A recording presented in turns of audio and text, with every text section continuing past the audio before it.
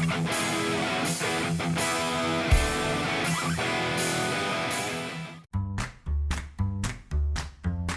Friends, आपण को पुणी थे स्वागत करुच्ची आम चैनल को। आज मु आपण मानकु जनइबी जे टमाटर द्वारा आपण माने केमिति निज स्किन को आहुरी सफा बा धड़ा करि परिबे। फेशियल करिले आम स्किन आहुरी ग्लो करे आउ हेल्दी भी हेई थाए। सेति पई मासरे 2 थर फेशियल करिबा दरकार। एहा आगरु कि मु आउ किछि कुहे, आपण माने कृपया आम चैनल को सब्सक्राइब करंतु बा बेल आइकन को क्लिक करंतु, जहा द्वारा आम वीडियो सर्वप्रथमे देखि परिबे। तेणु आसंतु जानिबा स्किन व्हाइटनिंग रो उपाय। सर्वप्रथमे आपण को क्लींजिंग करिवा को पड़िबो, जहा पई आपण को गोटे बाउल रे गोटे चम्मच टमाटर रस आ गोटे चम्मच क्षीर दरकार पड़िबो। सेही मिश्रण को रुई रे लगई आगो चेहरा को सफा करंतु, जहा माध्यम रो स्किन आहुरी ग्लो करिवो।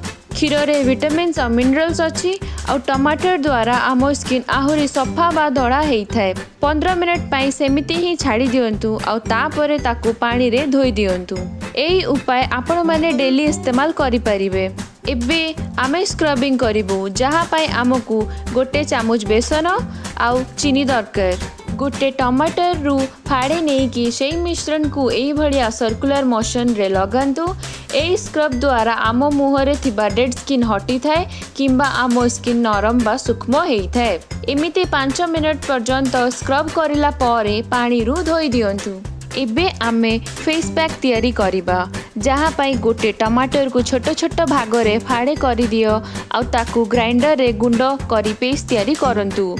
सेही पेस्ट रे गोटे चामच दही, आधा चामच महू और 2 ରୁ 3 चामच बेसन मिसई दियंतु। एहाकू एबे चेहरा रे लगई नियंतु। एई पैक रे एस्ट्रोजन प्रॉपर्टी अच्छी बा एहा आम स्किन को लाइटन करि थाए। बेसन आम मुहरे थिबा तेल भी काढ़ी थाए और दही मुहरे ग्लो दिए। एई पैक को 30 मिनिट रखंतु, तापरे धोई दियंतु। सांग माने एई फेस पैक को थरे इस्तेमाल करिला परे आपण माने बहुत डिफरेंस अनुभव करिवे। मासरे 2 थर एई फेस पैक को इस्तेमाल करंतु। आ जदि मो वीडियो आपण को भलो लागिला ताहेले लाइक, शेयर और सब्सक्राइब करंतु। धन्यवाद।